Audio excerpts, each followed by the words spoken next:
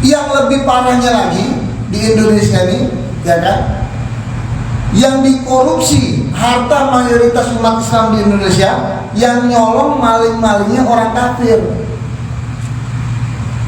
Cupong-cupong 9 aja.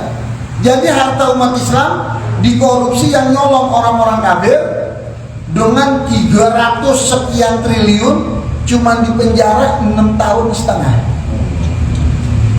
Ini tanya Mendi, jujur aja, jujur, ente dikasih duit 5 triliun tapi ditahan di sel 7 tahun, mau apa enggak? Mau apa enggak? Mau. Ini jawaban polos, mau.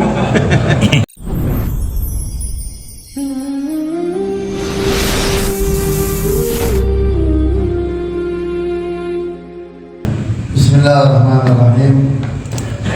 Assalamualaikum warahmatullahi wabarakatuh. Alhamdulillah, salatu wassalamu ala rasulillah wa ala alihi wa ashabihi wa man wala. Wa la hawla wa la quwwata illa billahil aliyyil azim. Subhanaka la ilma lana illa ma 'allamtana innaka antal alimul hakim. Ikhwani rahimakumullah, alhamdulillah pagi hari ini kita sama bisa hadir di majelis Darul Mustafa. Semata kehadiran kita mengharapkan keridhaan daripada Allah dan kelak syafaat dari Nabi kita Muhammad sallallahu alaihi wasallam. Dikarenakan pagi hari ini Habib Alwi berhalangan hadir, saya juga ditelepon tadi. Saya nggak bawa HP karena saya di masjid. Ya, setelah sholat subuh saya baru tahu ada telepon. Ya. Dikatakan kita kaji di sini daripada kitab Gul Hadhi Sabili karang Sayyid Muhammad bin Alwi Al-Maliki tentang as-shalah. Wa amma as-salatu fal muradu min al-ilmi biha i'tiqad anna Allah farada 'ala al-ibadi 5 salawat fi kulli yawmin wa laylatin. Kunna adh-dhuhr wal 'asr wal maghrib wal isya was subh. Qala Allah Ta'ala fa aqimis salata innas salata kanat 'alal mu'minina kitaban mawquta. Dikatakan pentingnya sholat bagi orang yang beriman dengan Allah. Ya. Jadi kalau orang nggak sholat, ya berarti dia nggak beriman dengan Allah. Makanya perbedaan Muslim dengan mukmin itu tipis, sama seperti perbedaan antara Nabi dengan Rasul. Setiap Rasul sudah pasti Nabi, setiap Nabi tidak Rasul. Setiap mukmin sudah pasti Muslim, setiap Muslim belum tentu mukmin. Itu bedanya. Bagaimana maksudnya di sini? Sholat itu tanda bukti daripada keimanan seseorang. Ya kan?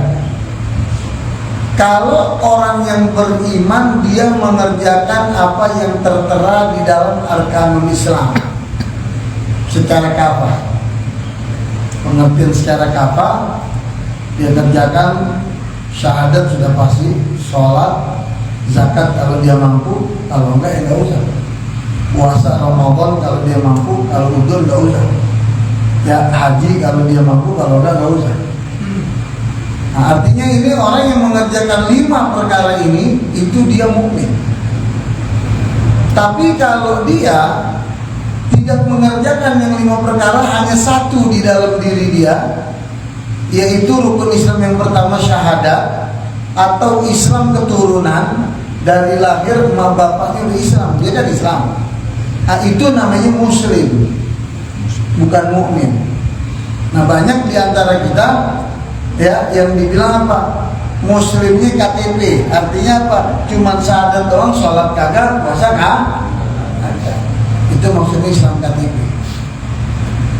Kemudian definisi sholat itu aqwalun wa af'alun, ya kan?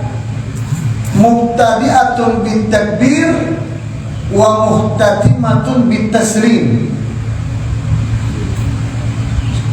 Sholat itu definisinya ada dua. Secara bahasa sholat itu maknanya ad-du'a wa tadarruk. Secara bahasa artinya sholat ialah meminta dan berharap. Doa wa tadarruk, meminta dan berharap, itu arti daripada sholat. Jadi tanpa inti minta sama Allah, inti sholat berarti inti sedang minta sama Allah. Di saat kita menghambakan diri kita kepada Allah, berarti kita itu sedang minta dengan Allah.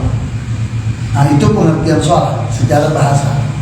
Adapun definisi sholat secara syariat yang dikatakan oleh ulama tadi, aqwalun wa af'alun, ya, jadi sholat itu ucapan, perbuatan, muhtadi'atun bitakbir, yang dimulai dengan takbiratul ihram, wa muhtatimatun bitaslim, yang diakhiri dengan salam. Itu sholat. Jadi rangkaian sholat itu Pak, cuma ada dua, nggak ada tiga. Sholat itu ya ucapan sama perbuatan. Jadi ucapannya sholat itu, ya kan, yang fardu itu takbiratul ihram, baca suratul Fatihah. Ini fardu, takbiratul ihram, baca suratul Fatihah, tahiyat akhir sama salam. Adapun af'alun, perbuatan sholat yang rukun, ya kan fardunya sholat ada 18, sisanya berarti apa di situ, ya kan, yang rukun, ya, gerakannya itu pertama dia berdiri kalau dia mampu, kemudian ruku, kemudian i'tidal, kemudian 2 kali sujud, kemudian sujud di duduk di antara kedua sujud, ya kan, kemudian dia berdiri lagi, itu sisanya. Nah, jadi kesimpulannya sholat itu yang dimulai dengan takbiratul ihram, diakhiri dengan salam. Jadi begitu inti katakan Allahu Akbar, ulama kita mengatakan sholat itu asilah ma bainal abdu war rabb. Sholat itu adalah hubungan seorang hamba dengan sang pencipta. Sholat itu hubungan seorang hamba dengan Allah. Artinya di saat Anda sudah berhubungan dengan Allah, ya udah, hubungan sama manusia putus. Begitu Anda Allahu Akbar, berarti Anda ini urusannya sama Allah, yang lain putus sudah. Jangan Anda Allahu Akbar, otak kita ini masih urusan dunia. Allahu Akbar, otak kita di pasar. Allahu Akbar, otak kita di kerjaan. Allahu Akbar, otak kita di rumah. Allahu Akbar, otak kita di urusan macam-macam. Nggak boleh. Dan Al-Habib Abdullah bin Al-Haddad Sahib Ratib, beliau mengatakan apa? Kalau ada orang yang menjadi makmum, dia sholat bersama dengan aku, itu mengganggu kehusyuan aku manakala dia sholat dan tidak khusyuk. Ya, kalau kita jadi imam, mana tahu makmum nggak khusyuk. Kita jadi imam, itu gak makmum di shop yang nomor 3, itu makmum lagi mikirin hutang, itu ganggu. Nggak tahu kita. Tapi kalau orang yang khusyuknya tinggi, wah, merasa Pak, ini sholat saya terganggu nih, ada makmum yang gak khusyuk nih. Ini sholat saya terganggu, ada makmum yang tukang fitnah. Ini sholat saya terganggu, ada orang yang tukang ngadu domba. Ini sholat saya terganggu, ada orang al-fitan, naglul kalam ilal kalam bigastil fitan, fitnah sana, fitnah sini. Ini mengganggu sholat saya. Makanya kalau lagi sholat, imam sama makmum sama dengan lokomotif sama gerbong. Aneh tanya ente, kalau nggak ada lokomotif jadi gerbong, bisa ente sampai Surabaya? Tidak. Nanti digambil naik kereta ini takut gerbongnya, cuman lokomotifnya nggak bisa sampai. 3 hari masih aja digambil itu. Terus ente pernah lihat gak kereta lokomotifnya cakep, jalan sepanjang-panjangnya dari Jakarta sampai Surabaya, lokomotifnya doang pernah lihat ente? Nggak ada. Hitung-hitungan rugi. Mau ngapain ini lokomotif doang jalan, gak mau penumpang, gak mau gerbong. Artinya apa? Lokomotif dengan gerbong gak bisa dipisah. Begitu juga antara imam sama makmum, makmum dengan imam itu satu kesatuan yang gak bisa dipisah. Itu dikatakan oleh Syekh Muhammad bin Abdul Maliki, ya kan? Wa amma shalah fal murad, yang dimaksud salat ialah di sini minal ilmi biha, yang didasari dengan ilmu. Jadi sholat itu Pak, kalau nggak pakai ilmu, bukannya nggak manfaat, menggugurkan kewajiban kita, menggugurkan kewajiban kita. Tapi kalau pakai ilmu, apa yang dikatakan oleh Allah dalam Al-Quran, inna sholata tanha 'anil fahsya'i wal, nah itu betul. Jadi jangan disalahkan aja.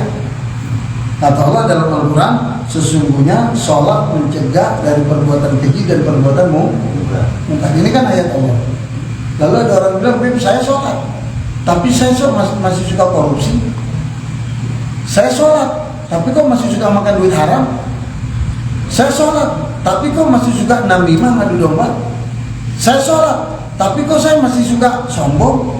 Saya sholat, tapi kok saya masih suka iri. Saya sholat, tapi kok hati saya kotor. Berarti sholat saya ini nggak benar, Beb. Saya masih main judi, masih main ini, masih zina, masih apa. Berarti sholat itu nggak ada efeknya. Siapa bilang? Anda jangan katakan sholat tidak bisa mencegah dari perbuatan keji dan munkar. Itu ayat Al-Quran sudah pasti tidak mungkin tidak. Yang menjadi pertanyaan, bagaimana cara Anda mengerjakan sholat menghadap kepada Allah? Makanya kata Syekh Muhammad bin Abdul Maliki, yang dimaksud sholat di sini bil ilmi, dengan ilmu yang bisa mencegah dari perbuatan keji dan munkar kita. Itu i'tiqadun. Kemudian di samping dengan ilmu, i'tiqadun, kita meyakini sesungguhnya Allah Subhanahu wa taala mewajibkan kepada hambanya setiap hari sholat 5 waktu. Jadi jangan seperti paham Syiah yang bilang sholat itu cuma 3 fardu. Enggak, kalau kita Syafi'i, akidah Ahlussunnah wal Jamaah, baik Al-Imam Malik, Abu Hanifah, Syafi'i, Al-Imam Ahmad bin Hanbal, itu sholat adalah 5 waktu. Kalau dikatakan 3 waktu, itu kalau Anda musafir, Anda bisa jamak dan qashar. Anda boleh menjamak kalau Anda keluar dari perbatasan Anda. Inti orang Jakarta keluar dari perbatasan Jakarta di mana? Cimanggis, Depok, Tangerang, Bogor. Inti keluar. Boleh gak Anda jamak sholat? Boleh, tapi Anda tidak boleh mengqashar. Tapi kalau Anda udah boleh mengqashar, boleh. Saya keluar kota lebih dari 2 marhala. 2 marhala itu kurang lebih 83 km. Kalau Anda sudah melebihi perjalanan Anda lebih dari 83 km, berarti Anda boleh mengqashar sholat. Kalau orang sudah boleh mengqashar sholat, meringkas sholat, berarti dia itu boleh menjamak. Jadi kalau orang sudah boleh mengqashar, berarti dia boleh menjamak. Kalau orang dia boleh menjamak, belum tentu boleh mengqashar, tergantung masafah, jarak tempuh perjalanan dia. Nah, jadi kalau inti musafir, ya itu sholat bisa jadi 3. Arti 3 apa? Digabung. Duhur, subuh nggak bisa digabung, ya kan? Kemudian duhur juga, subuh juga nggak bisa dijamak, nggak bisa tuh subuh. Kemudian yang bisa digabung duhur asar. Jadi kan subuh, duhur, asar 2. Kemudian maghrib isya jadi 3. Itu betul. Kalau kita musafir, kalau nggak musafir nggak bisa. Nah, kemudian dikatakan, apa itu dalilnya tentang sholat? Dikatakan oleh Allah dalam Al-Quran, fa'aqimus salata. Ya, dan dirikanlah sholat, maksudnya dirikan, tegakkan, kerjakan. Wa aqimus sholat, dan kerjakan sholat. Inna sholata kanat alal mu'minina kitaban mawquta. Sesungguhnya sholat itu bagi setiap orang-orang mukmin kitaban mawquta. Maksud kitab di sini fardhon, kewajiban. Sesungguhnya sholat itu bagi setiap orang mukmin kitaban, kewajiban, mawquta, waktu yang telah ditentukan.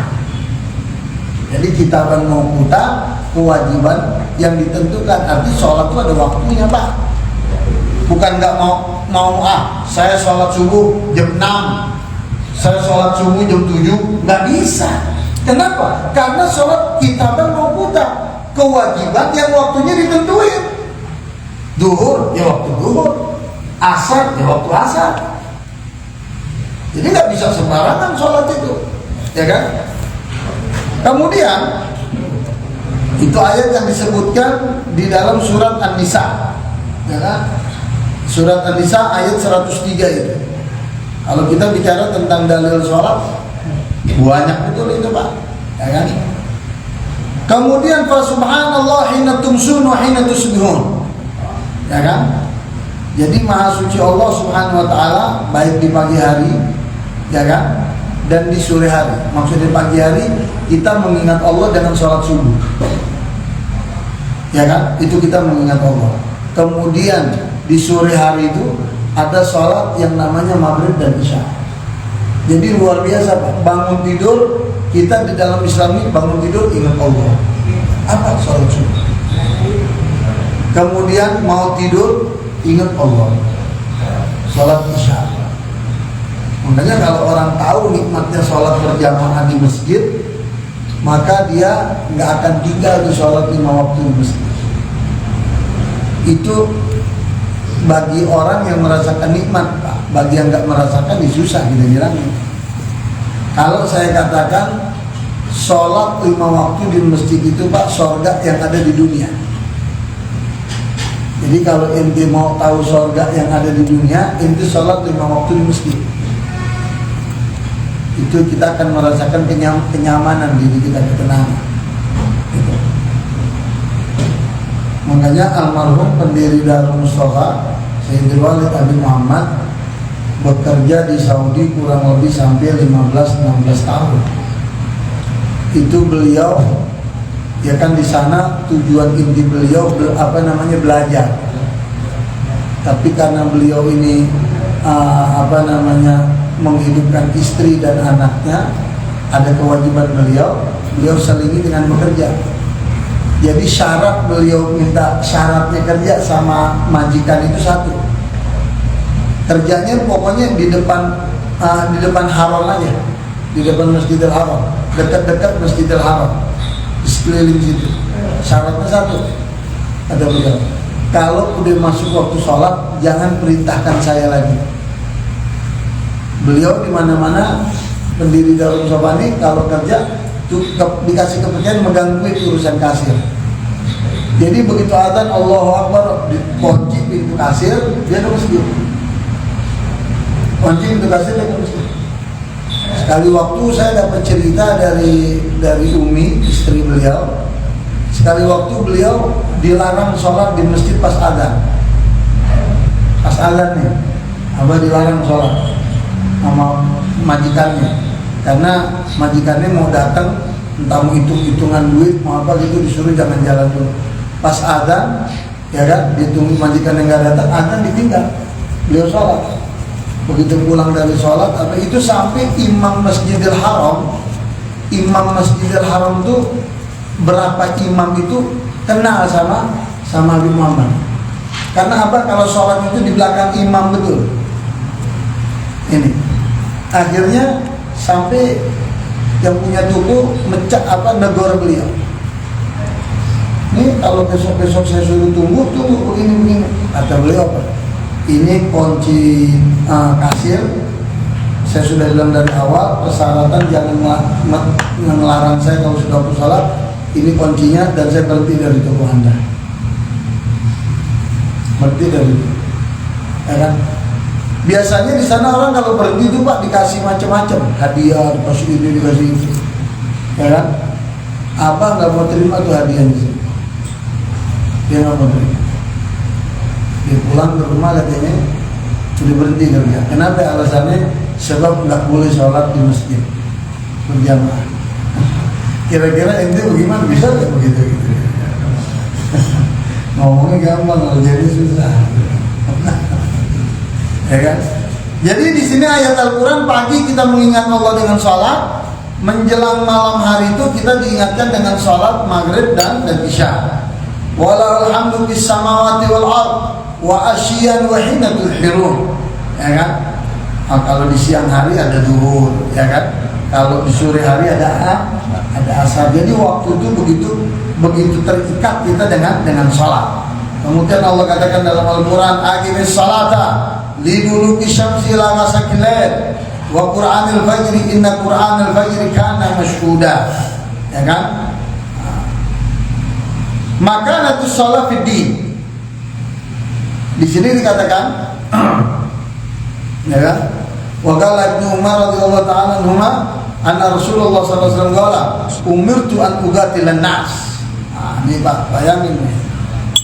Hadis yang diriwayatkan oleh Ibnu Umar, oleh Abdullah bin Umar radhiyallahu anhu, sesungguhnya Rasulullah sallallahu alaihi wasallam mengatakan, umirtu an uqatilan nas.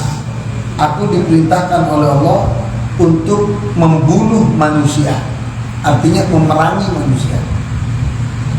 Ya kan, hatta yashhadu an la ilaha illallah, sampai orang itu mengucapkan dua kalimat syahadat. Jadi maksudnya bagaimana Pak? Kalau ada peperangan, kalau lagi perang, itu kan bukan Islam, dia kan orang kafir lagi perang. Itu nggak usah pakai pikir panjang, ada kesempatan bunuh, dia bunuh. Karena orang kafir begitu juga, ada kesempatan dia bunuh orang Islam, dia bunuh. Ada kesempatan dia bunuh sahabat Nabi, jangan lagi sahabat Nabi, Nabi pun dia dibunuh kalau ada kesempatan. Jadi aku diperintahkan dalam peperangan untuk membunuh orang-orang kafir musuh Islam. Hatta yashhadu an la ilaha illallah Rasulullah, kecuali kalau dia mengucapkan dua kalimat syahadat, stop. Ya boleh. Nah ini hadis ini terjadi dengan Sayyidina Ali bin Abi Thalib.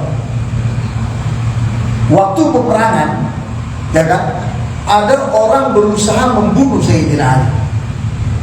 Saya lupa nama orang kafirnya siapa.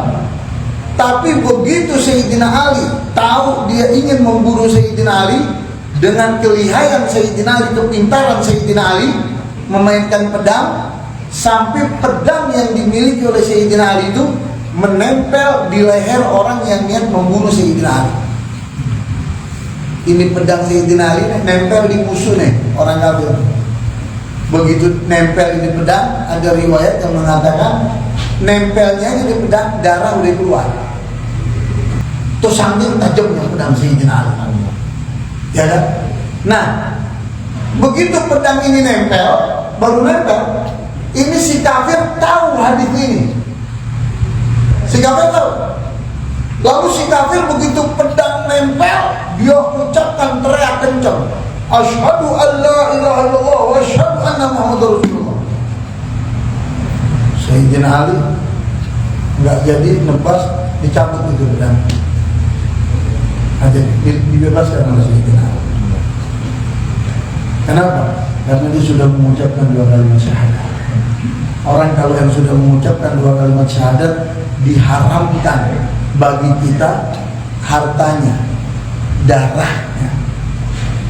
Itu haram untuk kita tumpahkan, hartanya itu haram. Makanya orang-orang yang korupsi, yang dicolong rata-rata harta orang Islam bukan orang Islam. Mayoritas nih yang korupsi, yang nyolong duit rakyat Indonesia, yang korupsi, yang nyolong, itu orang Islam.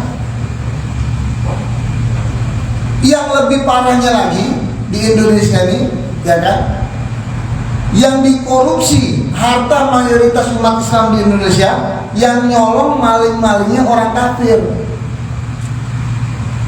Cukong-cukong 9 aja. Jadi harta umat Islam dikorupsi, yang nyolong orang-orang kafir, dengan 300 sekian triliun cuma dipenjara 6 tahun setengah. Ini tanya Mendy, jujur aja, jujur, ente dikasih duit 5 triliun tapi ditahan di sel 7 tahun, mau apa enggak? Oh ya. Mau apa enggak? Mau. Ini jawaban polos, mau. Sekarang hitung aja 5 triliun. Kita pernah lihat 5 triliun? Hah? Belum. Sejuta aja belum. Iskandar, boro-boro 5 triliun. 1 miliar aja saya belum pernah ngeliat pakai mata. 1 miliar belum pernah ngeliat itu pakai mata. Sekarang kalau 5 triliun, berarti 5 triliun berapa miliar tuh Pak? 5.000 miliar. 5.000 miliar deh. Itu 5.000 miliar. Kalau inti buat cendol tenggelam nggak dari pesawatnya? Hah? Hanyut. 5.000, ya saya 5.000 miliar. Berarti kalau 5.000 miliar, kalau kita ini kan hukumannya 6 tahun setengah tuh, 300 sekian triliun, taruh deh nggak usah ratusan, 5 triliun aja. Kalau orang di penjara jangan 6 tahun setengah, tambahin lagi setengah tahun, 7 tahun. Berarti hitung aja tuh, sebulannya berapa puluh miliar tuh orang dapat. Allah, ini duit orang Islam dicolong, yang nyolong orang kafir. Terus kita diam. Nah ini makanya dikatakan, kata hadis ini, kalau orang sudah mengucapkan 2 kalimat syahadat, hartanya diharamkan. Tak boleh kita colong. Tak boleh. Wah, ada tetangga saya nih, ayo kan, aneh timbe deh barangnya. Nggak boleh, dia udah bersyahadat. Jangan lagi yang Islam, yang kafir itu nggak boleh, karena ada aturannya. Hatta yashhadu la ilaha illallah. Aku diperintahkan untuk membunuh musuh sampai dia mengucapkan 2 kalimat syahadat, kemudian wa yuqimus shalah, mendirikan salat, wa yutuna zakat, dan mengeluarkan zakat. Fa idza fa'alu dzalika asamu minni. Kalau sudah mengerjakan itu semua, asamu minni, diharamkan terhadap aku, terhadap kita semua, dima'ahum, darahnya, wa amwalum, hartanya, illa bihaqqil Islam, kecuali hak-hak Islam. Wa hisabuhum Allah, hitung-hitungan dia sama Allah nanti. Apa kecuali hak Islam? Zakat. Yang harus keluar itu zakat, ya kan? Rawahul Bukhari wa Muslim. Wa qala sallallahu alaihi wasallam, "Faradallahu 'ala ummati lailatul Isra 50 shalah." Allah pertama kali mewajibkan, kata Nabi, pertama kali Allah mewajibkan kepada umatku salat 50 waktu.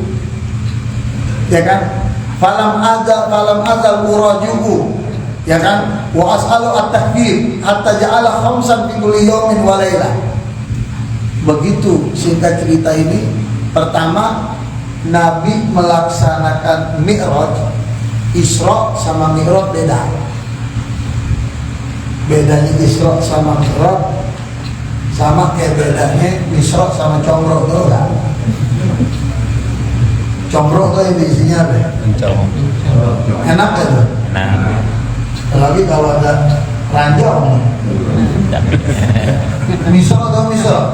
Isinya apa ya? Gula merah. Kita tahu kalau gitu ada miso. Tapi kalau itu ditanya apa perbedaan yang sebenarnya Isra sama Mi'raj?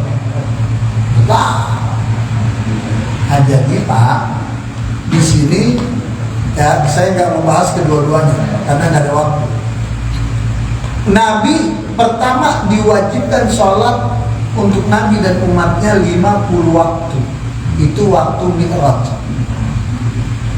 waktu Nabi bertemu dengan Allah. Itu Mi'raj. Tidak ada makhluk Allah di atas muka bumi ini yang bisa melihat wujudnya Allah secara langsung, kecuali satu-satunya makhluk yaitu Nabi kita Muhammad. Sallallahu alaihi wasallam. Jadi nggak ada lagi. Beb, malaikat Jibril nggak bisa, malaikat Jibril melihat Allah nggak bisa mendengarkan berdialog sama Allah ya. Beb, Nabi Allah Musa memang dikatakan dijuluki kalimullah. Nabi Musa, Nabi yang setiap saat berdialog dengan Allah. Betul, kapan waktu Nabi Allah Musa bisa berdialog dengan Allah. Tapi Nabi Allah Musa tidak pernah bisa melihat wujudnya Allah. Jadi waktu Nabi Allah Musa minta kepada Allah untuk melihat wujudnya Allah, Allah perintahkan dalam Al-Quran, ceritanya populer ini dan panjang. Kata Allah apa? Kalau ya Musa, kalau kamu ingin melihat wujud aku, fandur ilal jabal, kamu lihat itu gunung. Fa ini istagarra, kalau itu gunung kamu pandang dan kamu kuat memandang gunung itu, maka kamu akan kuat melihat wujud aku, kata Allah. Tapi kalau kamu tidak kuat memandang itu gunung, maka kamu tidak akan kuat melihat wujud aku. Akhirnya begitu Nabi Allah Musa memandang itu gunung digoyang oleh Allah SWT. Itu gunung diorak oleh Allah SWT sampai Nabi Allah Musa tidak kuat melihat itu gunung. Nah ini Nabi Allah Musa minta mau lihat Allah, dikasih sama Allah, tapi pakai syarat, lihat dulu itu gunung ciptaan aku. Salah satu ciptaan aku, kuat gak kamu? Begitu melihat digoyang, gak kuat Nabi Allah Musa. Tapi Nabi kita satu-satunya makhluk Allah yang diizinkan oleh Allah melihat wujudnya Allah secara langsung dan langsung berdialog, komunikasi sama Allah. Satu-satunya, tanpa syarat. Makanya dikatakan di dalam surat Al-Isra itu, satu ayat ini membahas dua peristiwa. Itu ayat yang pertama dalam surat Isra. Maha suci Allah memperjalankan hambanya pada malam hari dari Masjidil Haram ke Masjidil Aqsa, ditunjukkan linur min ayatina, tanda-tanda kebesaran Allah ditunjukkan dalam pelaksanaan Isra itu. Dalam pelaksanaan Isra itu ditunjukkan. Kemudian ayat yang di penghujung innahu. Nah ini masalah Mi'raj. Sesungguhnya dia Nabi Muhammad sami mendengar ucapan Allah, basir dan melihat wujudnya Allah. Makanya dikasihlah waktu sholat hadiah dari Allah 50 waktu. Cuma Nabi merasa berat untuk umatnya. Merasa berat Nabi. Begitu sayangnya Nabi dengan umatnya, Nabi yakin umatnya ini berat. Nabi bolak-balik sama Allah, minta keringanan. Jangan 50 ya Allah, kesian umat aku gak mampu ya Allah. Berat, dikurangin 10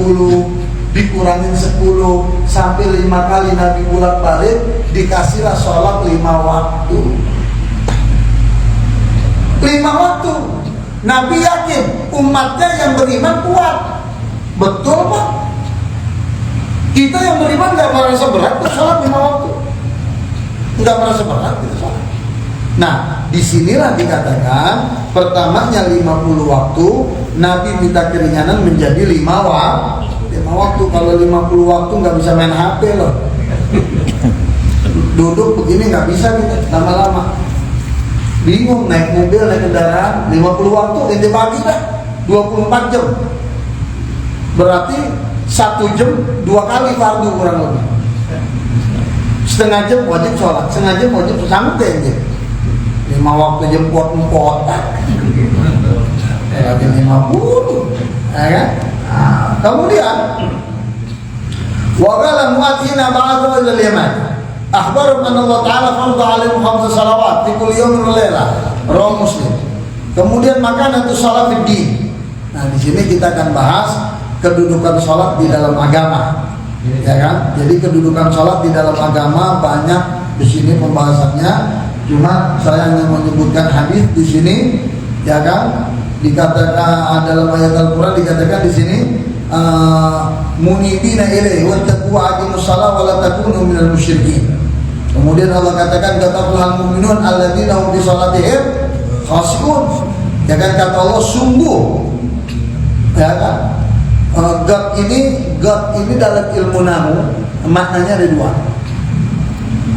Kalau ilmu alat, God itu masuknya ke fi'il madhi maknanya apa? God itu kalau masuk ke fi'il mudhari maknanya apa?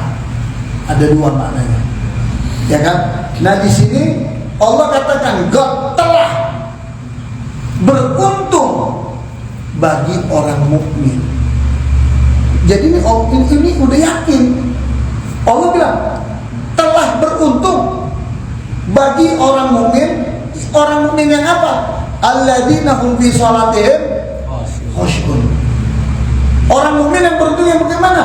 Yang mereka di dalam sholatnya khusyu'un, ada rasa khusyuk dengan Allah. Jadi kalau orang mukmin jadi beruntung. Kenapa? Karena dia sholat khusyuk dengan Allah, menikmati dia sholat, ya kan? Gitu. Walladzina ala sholatihim hafizun. Sampai akhir ayat itu tambahannya ada juga, dan mereka yang menjaga sholatnya. Yang beruntung adalah orang mukmin yang menjaga sholat lima waktu. Ilal musallin alladzina ala sholatihim daimun, ya kan? Wa aqimus shalah inna sholata lil musyrikin wa huwa dzikrul akbar. Kemudian dalam hadis Pak yang terakhir, karena di sini luar biasa pembahasannya ini kitab, dalam hadis dikatakan as-shalah fil ra's ka manzilatil jasad fil badan. Salat itu Pak, kata Nabi dalam hadis, salat itu di tubuh manusia ibarat kepala. Ibarat kepala di tubuh kita. Ente kalau orang ada badannya jalan malam-malam, ada badan tapi kepalanya nggak ada, itu manusia apa bukan kira-kira? Ente mau masuk ke dalam musolahnya jam 1 malam, begitu ente buka pintu ada yang bukain, bukan di Tiki yang jaga yang bisa buka. Tiki lagi tidur nyenyak di atas. Kalau tuh ada yang bukain gembok pintu dalam sofa, tapi kepalanya nggak ada. Kira-kira tuh manusia tuh. Nah kalau ada yang bukain pintu kepalanya nggak ada, itu masuk apa kabur gitu?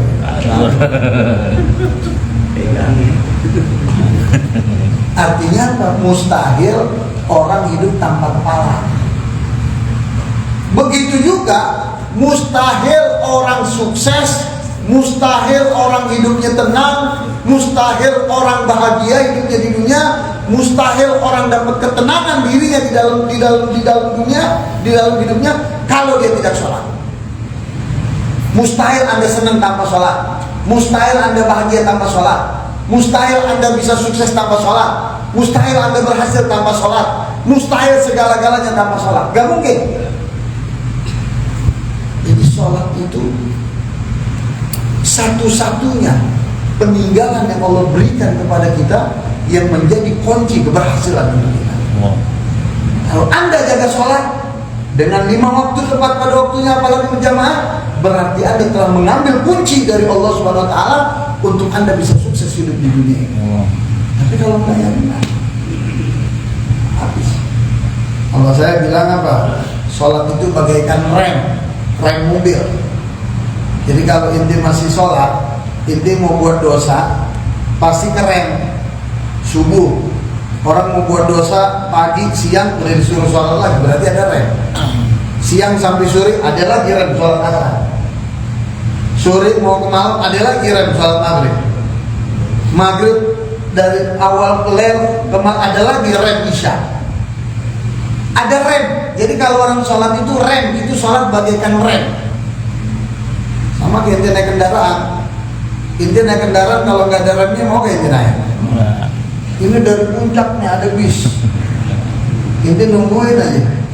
Tahu-tahu di tengah-tengah puncak bis mau turun nih ke bawah di Jakarta, kan turunan tuh.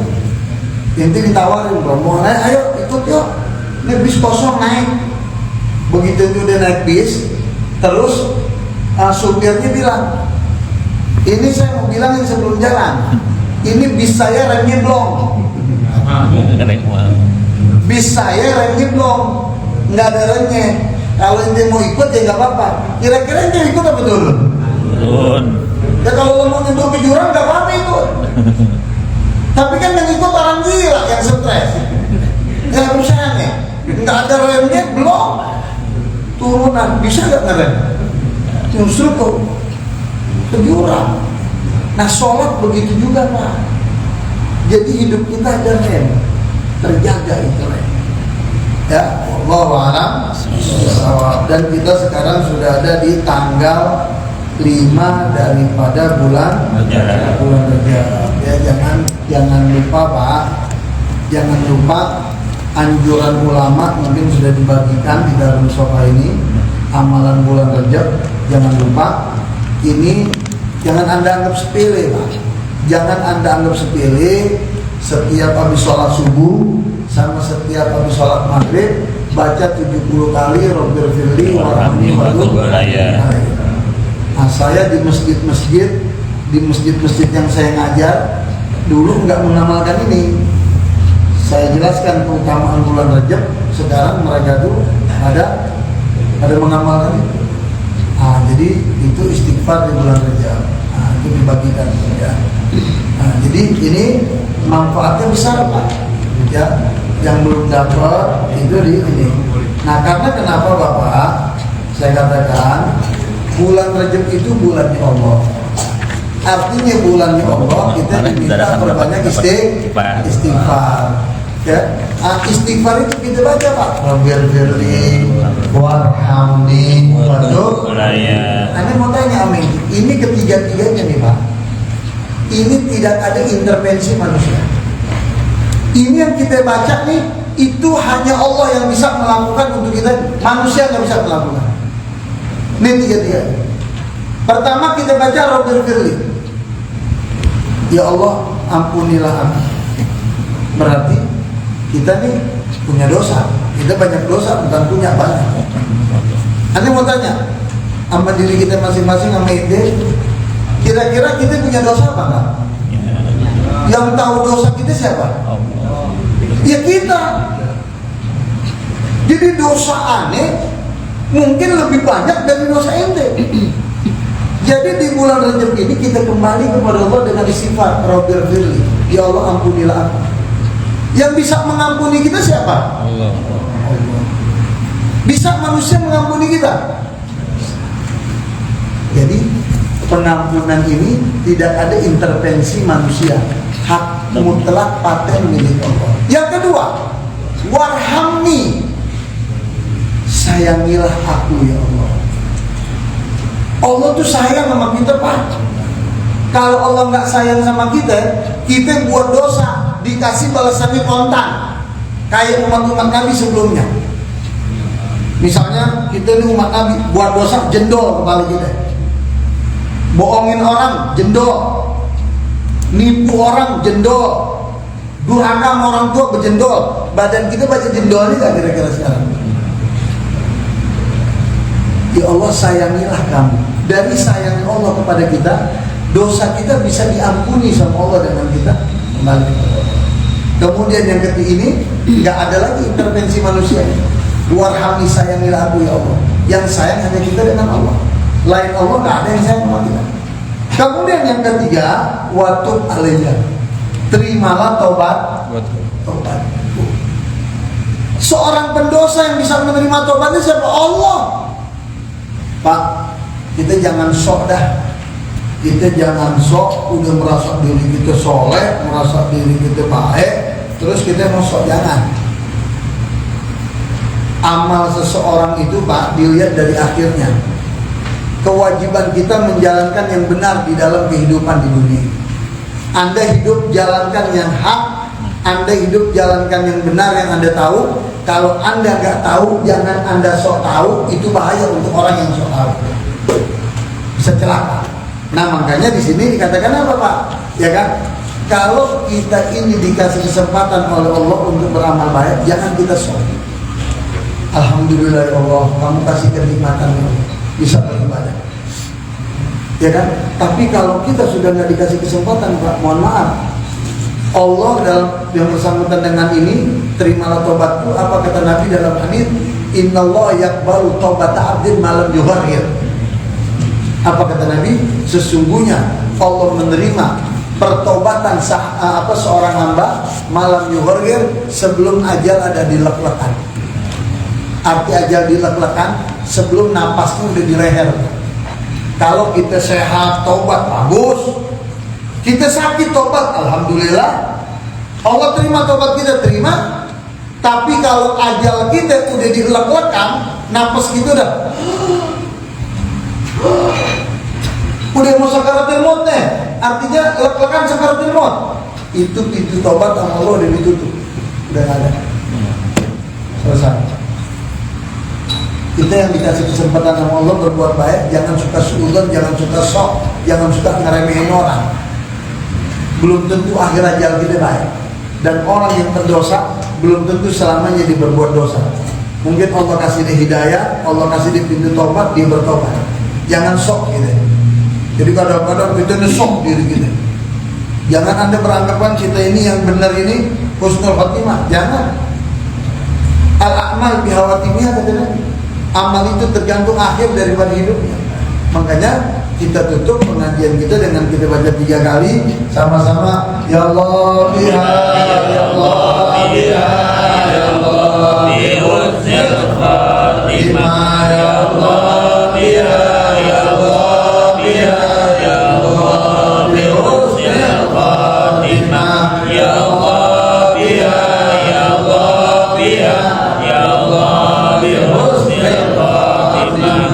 Ini yang bisa saya sampaikan. Saya hanya menggantikan guru yang berhalangan datang.